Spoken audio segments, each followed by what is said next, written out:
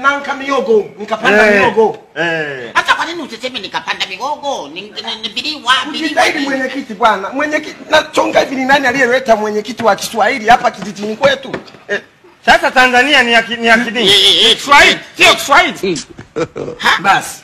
Anapitwa sana. Ile miogo anataka kuiba tu.